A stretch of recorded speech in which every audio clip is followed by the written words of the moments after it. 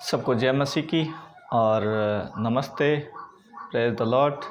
और मैं आपका ब्रदर सुभाष चंद्र, और एक विषय के ऊपर हम बातचीत कर रहे हैं, एक बोझ, यानी कि एक तरह का बोझ, यानी कि बोझ को हम दो तरीके से हम देखेंगे।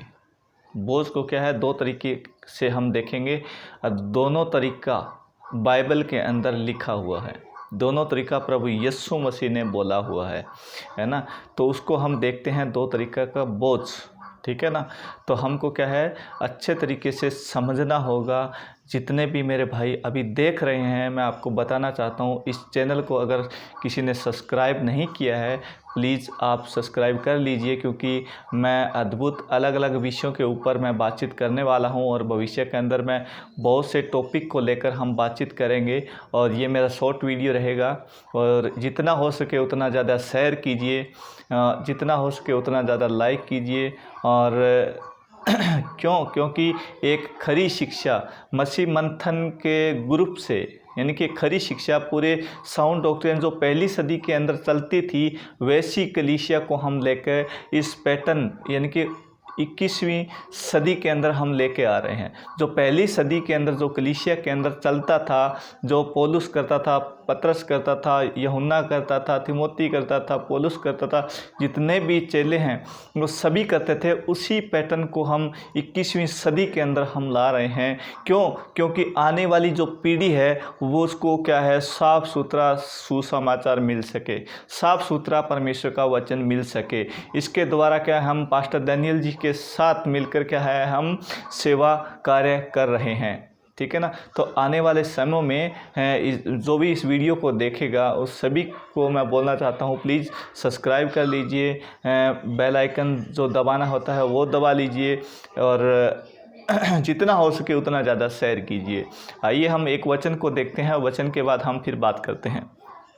सबसे पहले मत्ती की किताब 11वां अध्याय वचन 28, मत्ती की किताब 11वां अध्याय वचन 28, इसमें क्या लिखा है, हे सब परिश्रम करने वालों और बोझ से दबे हुए लोगों, मेरे पास आओ, मैं तुम्हें विश्राम दूंगा।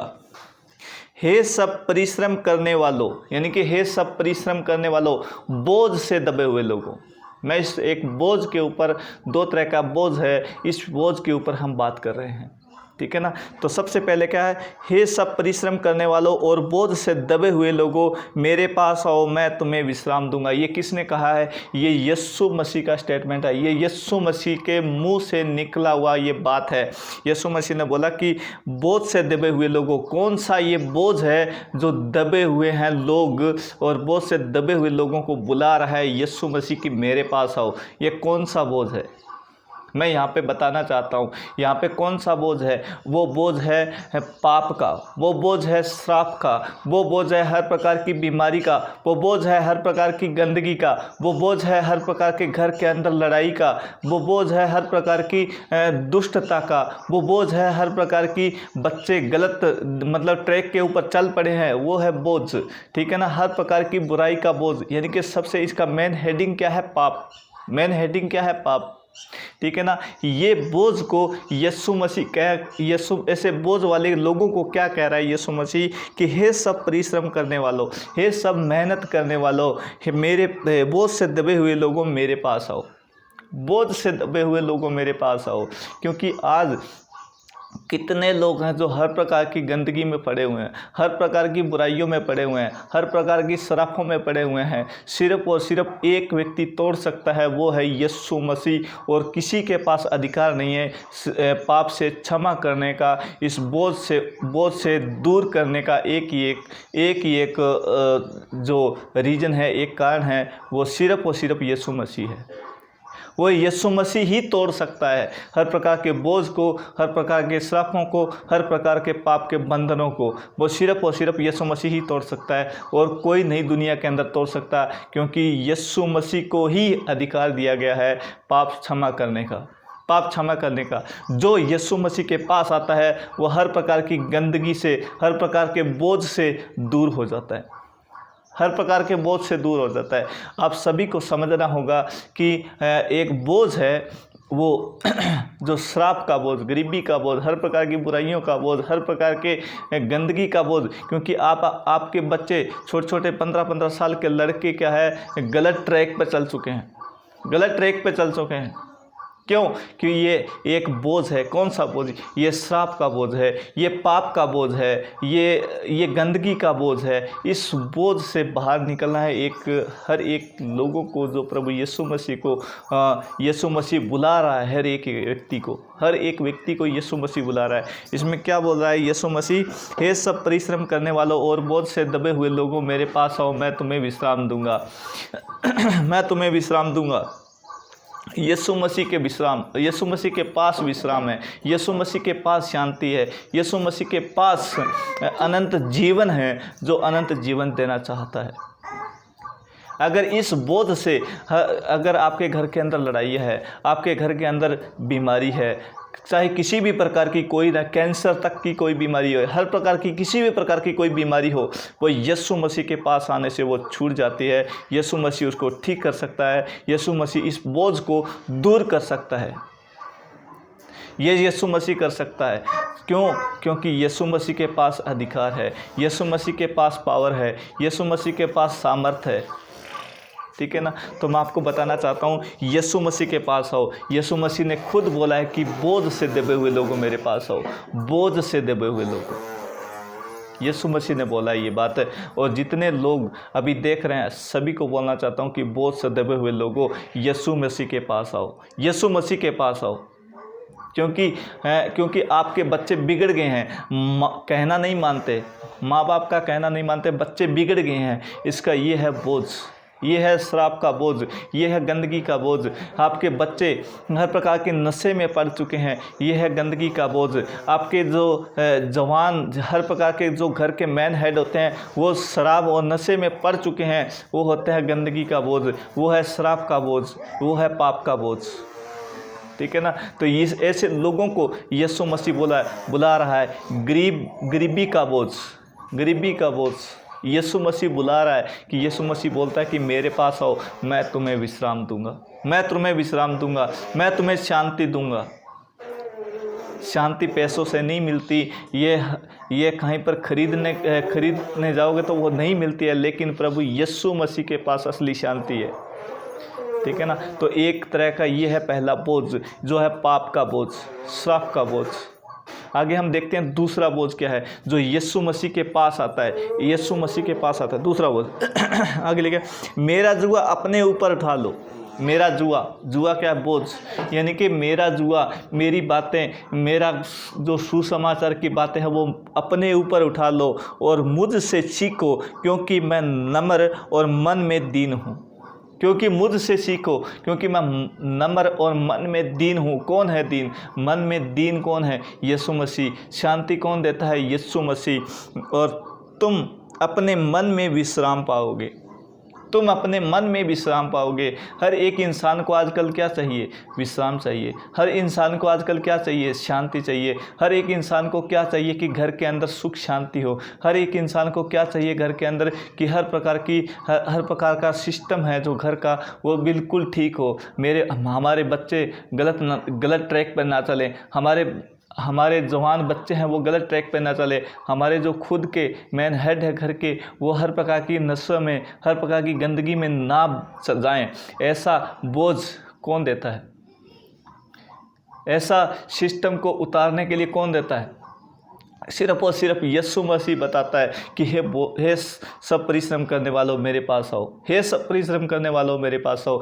आज किसके पास आना है? प्रभु यीशु मसीह के पास। जितने भाई देख रहे हैं, जितने अविश्वासी भाई देख रहे हैं, प्लीज़ मैं आपको बताना चाहता हूँ, सिर्फ और सिर्फ एक नाम है, वो है यीशु नाम। और दूसरे पृथ्वी पर कोई नाम नहीं दिया गया जिसके द्वारा हम उद्धार पा सकें, जिसके द्वारा हम शांति पा सकें, और कुछ दूसरा नाम नहीं दिया गया है। सिर्फ एक ही नाम है, वो है यीशु नाम, है ना? तो एक वचन को हम देखते हैं, यूहन्ना की किताब 8वां अध्याय वचन 32। इसमें लिखा है कि सत्य को जानो तो सत्य तुम्हें स्वतंत्र करेगा। अगर सत्य क्या है? सत्य यीशु मसीह है। यीशु मसीह ने क्या बोला? यूहन्ना 14:6 में वहाँ पे लिखा है कि मार्ग, सत्य, जीवन मैं ही हूँ।